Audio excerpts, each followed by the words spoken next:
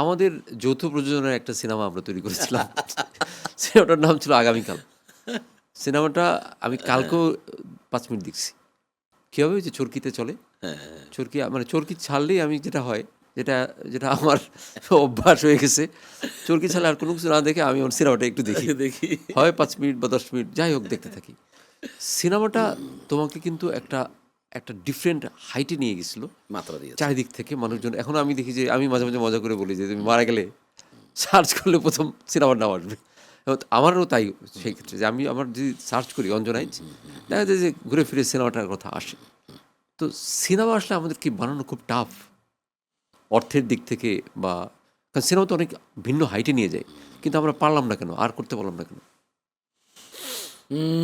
আসলে ২০ সালের পর থেকে এই এই এই জনপদে একটার পর একটা খালি দুর্যোগই আসছে। সিভিক রয়্যাল রিসর্ট, কিনুন আভিজাত্য, নিশ্চিত করুন ভবিষ্যৎ। ২০ সাল যে করোনা হলো, তারপরে কিন্তু আরও কয়েকটা দুর্যোগ এসেছিল, হাম টাম কী জানি দুর্যোগ এসেছিল, হ্যাঁ, এবং এরপর রাজনৈতিক দুর্যোগ, ওই যে সব কিছু, ইসের যুদ্ধ কি বলে, ইউক্রেনের যুদ্ধ, রাশিয়া ইউক্রেন যুদ্ধ, হ্যাঁ, ইরান আমেরিকা যুদ্ধ, আবার আমাদের এই জুলাইয়ের একটা চেঞ্জ। হ্যাঁ, এই জনপদের একটা মানে কুফালে গিয়েছে।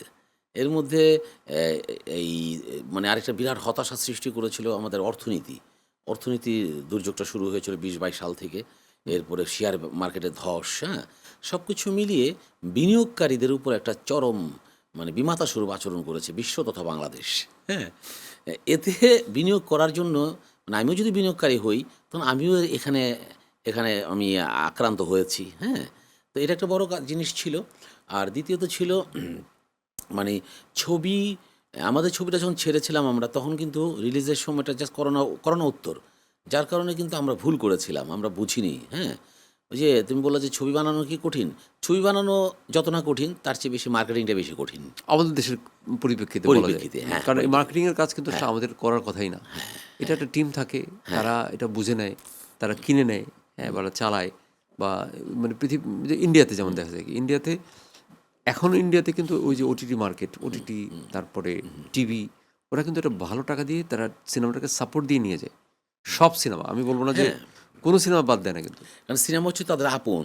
আপন। আর আমরা সিনেমাকে অনেক অচ্ছুত মনে করি, না, আমরা মনে করি যে সিনেমাটা বানায় ফেলছে, অন্তত তারই সব দায়। দায়, হ্যাঁ, বিপদে ফেলে দাও আর কি, এই বিপদে ফেলে দিয়েছে। যেটার দাম 10 টাকা তারা 2 টাকা বলবে।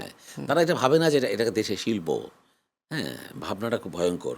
যেন আমি যখন ফিল্মে লেখাপড়া করেছিলাম, আমি তো ফিল্মের মিডিয়াতে স্ট্যামফোর্ডে লেখাপড়া করেছিলাম, তখন স্বপ্ন ছিল ডিরেক্টর হব। তো তখন আমাকে একজন টিচার ছিলেন, মোহাম্মদ হোসেন জেমি, উনি ক্লাস নেন, হলিউড থেকে উনি লেখাপড়া করে আসছেন, উনি আমাদের কয়েকটা কোর্স চিনি, নিয়েছেন। আমি আমার সাথে পরিচয় তো আছে। উনি একটা কথা বলেছিলেন, ভালো লেগেছিল, যে আমেরিকা শিল্পকে মনে করে বাণিজ্য, তারা টাকা পেলে মাকেও বিক্রি করে দিবে, এটা শিল্প মানে টাকা ছাড়া আর কিছু বোঝে না। আর রাশিয়া ফ্রান্স মনে করে শিল্প হচ্ছে আসলে শিল্প, কোনো অর্থের মূল্য নেই, ওরা শিল্পের জন্য শিল্প চর্চাটা করে। লন্ডন ওরা অর্থের জন্যও করে, শিল্পের জন্যও করে। আর বাংলাদেশ কি করে কিচ্ছু জানে না।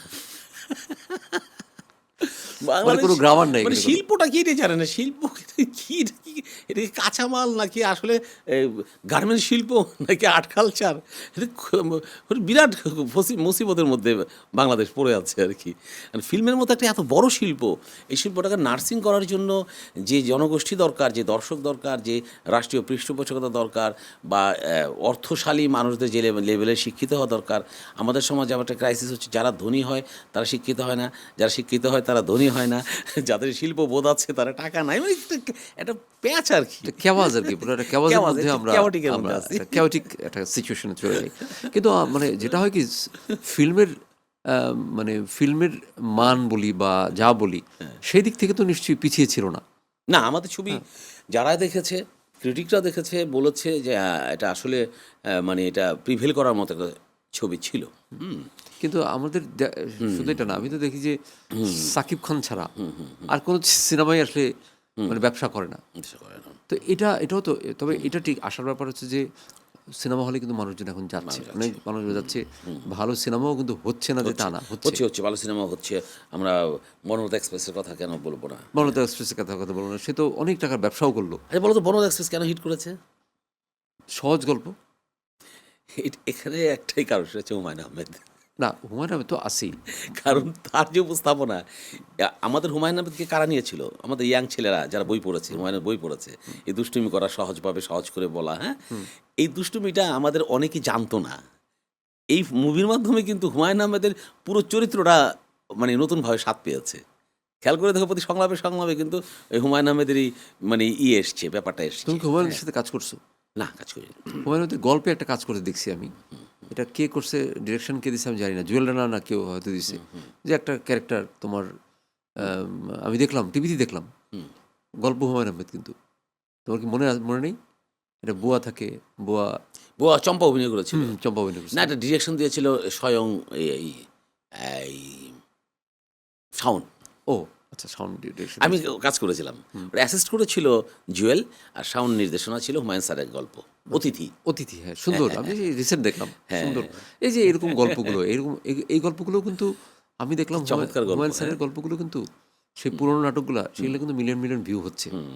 কিন্তু আমাদের প্রবলেম হচ্ছে যে আমরা এখন সেই গল্পগুলো করতে আমরা মানে কেউই আর সাহস পায় না। দেখা যায় যে মানে কেন করে না আমি এটা জানি না। আমি যাকে অফার দিই সে বলে যে না, এটা তো আসলে এই গল্প এরকমভাবে না করলে কিছু স্পাইসি এলিমেন্ট অ্যাড না, করতে হবে। এটি ভুল ধারণা। ভালো জিনিস সবসময় ভালো, কিন্তু হয়তো উপস্থাপনার ক্ষেত্রে আমরা পারছি না, বা একটা জনগোষ্ঠী মানে তিতা জিনিস খেতে খেতে তিতার প্রতি আকৃষ্ট হয়ে গেছে। মানে তারপরে হুমায়ুন আহমেদ প্রিভেল করবেই। হুমায়ুন আহমেদের যত গল্প আছে, যেমন রবীন্দ্রনাথের যত গল্প আছে, রবীন্দ্রনাথকে আমাদের দেশে এক্সপোজ হতে কত 5% হয়েছে। আমরা মনে হয় আরও 1000 বছর যদি রবীন্দ্রনাথ চর্চা করি তার রিসোর্সটা শেষ হবে না। আবার একই সাথে হুমায়ুন আহমেদের যে রিসোর্স আছে এটাও আমরা প্রায় মোটামুটি 200 বছর আমরা চর্চা করতে পারবো, কিন্তু ওনাকে চর্চা করা হচ্ছে না। এটা হবে, একসময় হবে হয়তো। না এটা এখন মানে আমাদের চর্চার জায়গা থেকে দেখা যায় যে এই যে হুমায়ুন আহমেদের গল্প তো এটা হিট করলো, মানে হিট করাটা ইম্পর্টেন্ট। একটা ইন্ডাস্ট্রিতে হিট, কিন্তু আমি সাকিব খানকে, তুমি সাকিব খানের সাথে একটা কাজ করছো? 2টা কাজ করেছি, হ্যাঁ। কি কি কাজ সাকিব খানের সাথে? সাকিব খানের যে মুভিটা করলাম, যে আমি বাংলাদেশ, লিডার আমি বাংলা, তপু খানের, আচ্ছা, এটা করেছি। আরেকটা করেছিলাম, ওটা ভুলে গেলাম কেন, ওটা ছোট একটা ক্যারেক্টার করেছিলাম। মানে লিডার আমি বাংলাদেশ মোটামুটি ভালো আচ্ছা। ক্যারেক্টার। সাকিব খানের সাথে অভিনয়ের এক্সপিরিয়েন্স কিরকম, মানে তার সাথে যখন পার্শ্ব অভিনেতা হিসেবে বা পার্শ্ব অভিনেতা, আড্ডা দিয়ে দেয়ার, হ্যাঁ। সে কেমন মানুষ, কেমন সে? আমি তাকে খুব মুডি অবস্থা পেয়েছিলাম। ইন্ডিয়া থেকে তখন কাজকর্ম বন্ধ করে সে মাত্র আসছে, ওই সময় সে তার হ্যাঁ মানে ব্যাড টাইমে ছিল। হ্যাঁ, ব্যাড টাইম। ওই সময় সে মানে তখন তার মুভিটা হিট হয়নি, খারাপ অবস্থা থেকে সে ইন্ডিয়াও ছিল। ওই সিনেমাটা তো হিট করে নাই, লিডার আমি বাংলাদেশও ওইটাতে শুরু করেছে, হিটের দিকে যাচ্ছিল, মোটামুটি হিটের দিকে যাচ্ছে। একসাথে অনেক হলগুলা, প্রায় 100 উপরে হল তো একসাথে মুক্তি পেয়েছিল। ওই সময় উনি টার্নিংয়ে দাঁড়ালো, উনি যখন ডেডিকেটেড হয়ে গেল, দেখি 7টা বাজে উনি শুটিংয়ে যায় হাজির। আমরা শুনতাম ফিল্মের নায়করা 2টা 3টা যায়, উনি 7টা বাজে যায় হাজির। সকাল 7টায়? হ্যাঁ, সকাল 7টায়। আমি অবাক হয়ে গেলাম। উনি একটা সিগারেটও খায় না, আড্ডা দেয় না, চুপচাপ বসে ধ্যান করে আর পড়া এই ক্যারেক্টারের কথা ভাবে। মানে ওনাকে আমি অন্যরকমভাবে পেয়েছি, কোনো আড্ডাবাজিতে পাইনি, কোনো পাইনি না, একদম খুব সিরিয়াস। হ্যাঁ, ওই ক্যারেক্টারের মধ্যেই সে ঢুকেছিল। ছিল, হ্যাঁ।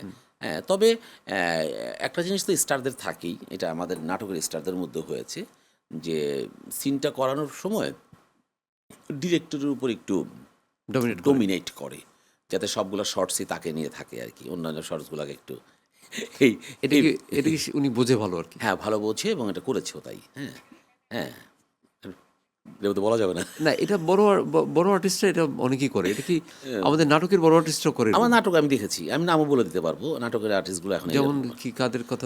জোভান ভয়ঙ্করভাবে তা কো আর্টিস্টদের উপরেই করে, নির্যাতন করে। ওই শট নিতেই দিবে না সে। সিভিক রয়্যাল রিসর্ট, কিনুন আভিজাত্য, নিশ্চিত করুন ভবিষ্যৎ।